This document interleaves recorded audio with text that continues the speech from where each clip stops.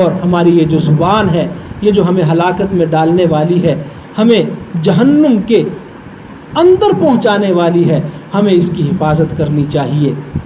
ہمیں جھوٹ سے بھی بچنا چاہیے، ہمیں اس زبان کے ذریعے شیخی بگارنے سے بھی بچنا چاہیے، ہمیں اس زبان کے ذریعے بڑا بولنے سے بھی بچنا چاہیے، ہمیں غیبت سے بھی بچنا چاہیے، ہمیں کسی کو گالی دینے سے بھی بچنا چاہیے، ہمیں بد زبانی سے بھی بچنا چاہیے، بد کلامی سے بھی بچنا چاہیے، دوسروں کا دل دکھانے سے بھی بچنا چاہیے، کیونکہ یاد رکھیے کہ جو زخم تلوار کا ہوتا ہے، چھری کا ہوتا ہے، چاقو کا ہوتا ہے، وہ بھر جاتا ہے، مہینے میں بھر جائے، 2 ماہ میں بھر جائے، وہ مندمل ہو جاتا ہے، کھال نہیں آ جاتی ہے، لیکن جو دل پر زخم لگتا ہے، جو روح پر چوٹ لگتی ہے، وہ مندمل نہیں ہوتی، اس کی کسک، اس کی ٹیس، اس کا درد وہ تازہ رہتا ہے۔ اس لیے شاعر نے کہا تھا جراحات السنان لها التیام ولا یلتام ما جرح اللسان، اور اردو کے اندر اس کا ترجمہ کسی شاعر نے کیا کہ بدن کے زخم بھر جاتے ہیں ہفتوں یا مہینوں میں،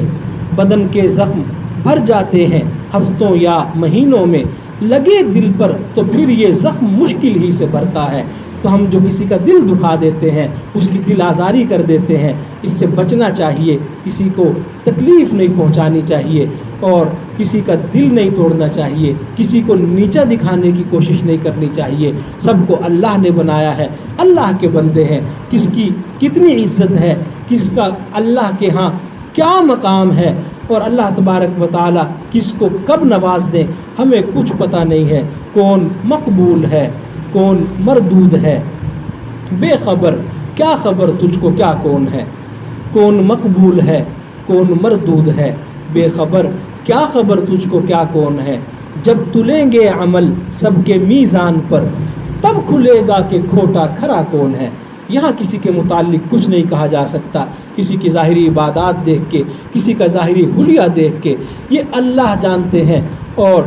قیامت کے دن پتہ چلے گا کہ کون معزز ہے، کون مکرم ہے، کون اپنی نیکیوں کی وجہ سے اللہ تبارک و تعالیٰ کے قریب ہے، اور کون اپنے گناہوں کی وجہ سے، بدعمالیوں کی وجہ سے، اللہ تبارک و تعالیٰ کو ناراض کرنے کی وجہ سے وہ اللہ تبارک و تعالیٰ سے دور ہے، وہ جنت سے بھی دور ہے۔ اس کا فیصلہ وہاں ہونے والا ہے۔ تو اس لیے ہمیں آج کی اس مجلس میں یہ عزم کرنا چاہیے، یہ پختہ ارادہ کرنا چاہیے کہ زبان کے جتنے بھی گناہ ہیں ان سے ہمیں بچنا ہے۔ سر فہرست ان کے اندر غیبت ہے، تو ہمیں چاہیے کہ ہم غیبت سے باز آ جائیں، اس کو چھوڑ دیں، ورنہ یاد رکھیے کہ اس کی جو قباحت ہے، اس کی جو شناعت ہے، اس کی جو برائی ہے، اس کی وجہ سے ہم جس مصیبت میں پڑنے والے ہیں اس کو کھول کھول کر بیان کر دیا گیا ہے، اور آپ پہلے بھی سنتے ہیں، اب بھی کچھ باتیں سن چکے ہیں۔ تو